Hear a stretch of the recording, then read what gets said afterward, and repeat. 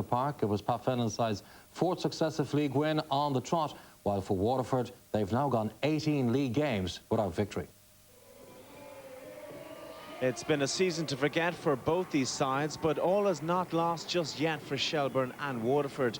The relegation-threatened Munster outfit travelled in hope to Talca Park to face a side who haven't given up their quest for European football next season.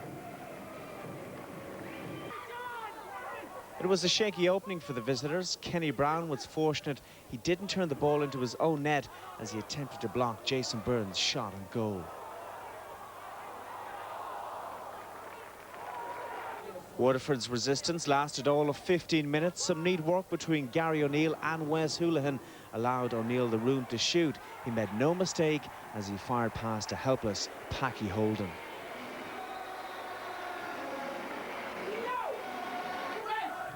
Jason Byrne is clearly a man in form, and he doubled his side's advantage on 27 minutes when he converted Bobby Ryan's corner kick. Wes Houlihan was creating all sorts of problems for the Waterford defence, and the woodwork came to their rescue after another mazy run from the midfielder. It was Byrne, though, who put the contest beyond doubt. Just minutes later, Ryan was again the provider, but the finish on this occasion was a little bit special from the Shell's number 10 as he celebrated his 14th league goal this season.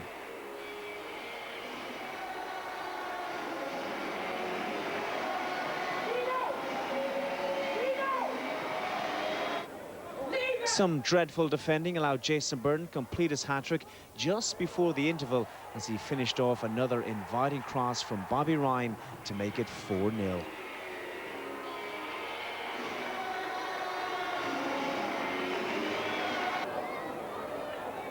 For all their second-half possession, Shelbourne managed just one more goal as Gary O'Neill grabbed his second of the evening when he finished well from Byrne's flick on.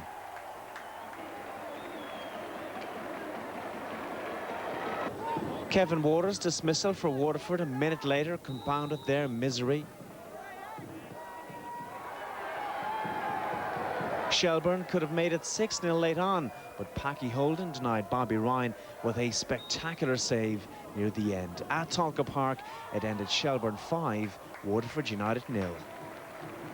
The aim is to try to get second. You know, we put a string of results together, and we knew if we did that, we'd make a bit of ground, and we've got good games coming up now that will tell whether we can or can't do that. Obviously, we've got to play Derry away in a couple of weeks and Finn Harps away. They're two tough games for us.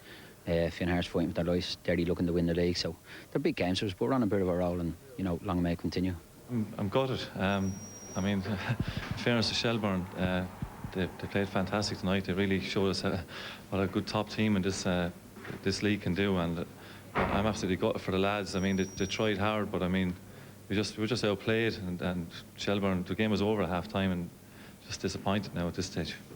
That's what can he say, really. Waterford rock bottom, but Paul, for Shelbourne, it's their fourth successive league win, and Pat Fenlon's team seem to be playing with a more settled side now. That can only be a good thing.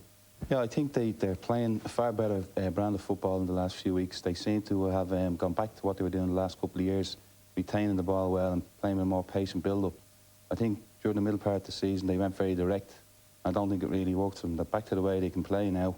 Good football, breaking down teams with patience, and it's shown in the last 4 or 5 results. Yeah, and obviously they'll feel that they can win every match between now and the end of the season, which could give them a chance of retaining the title. I mean, they've the big one coming up soon against Derry City. Yeah, well, you know, they'll all be big games, and, you know, they're capable of winning a lot of the remaining games. And interesting, Pat says there that they're going for second. Well, if they're going for second, they may as well go for first, because if they can get second, there's not going to be a lot between second and first, so they're going to be close enough to being first if they go for second. Indeed. Well, this game, again, was all about Jason Byrne. I mean, that's his second hat-trick in a fortnight, and he took his goals really well. Yeah, he's in great form, you know, 6 goals in 3 games. I think he's top goal scorer now. You see his goal here.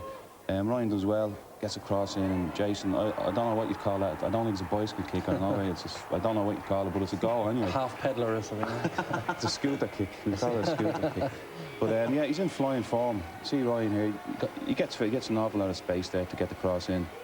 Jason, as he does very well, he finds space in the box, gets in between the 2 centre-halves, and it ends up in the back of the net. Great win for Shells, and, you know, they're in flying form now at the moment, and you wouldn't write them off. Would you write them off, Pat, from here? I think it's going to be hard for them. I mean, I think to be 9 odd points behind 2 teams, I think if it was just one team, you'd have a chance maybe catching them, but they need Cork and Derry to drop points. So it would be difficult. As I said, they're playing fantastically well, scoring loads of goals. So they'll have a chance. Again, it's an outside chance. Yeah. I personally don't think they will be able to win it. I said second spot, they'd have a chance. They play both Cork and Derry, of course. They still have them to come. So if they were to win the 2... Yeah, well, exactly. They're going to have to go into those games and win them. They can't afford a draw or even, do you know what I mean? They've got to go out and win nearly every game. Yeah. And they're capable of it, but to win 9 it's a big ask. Is going to be very, very hard. Just a very quick note on Waterford, Pat. I mean, they've collapsed really, rock bottom, as we mentioned.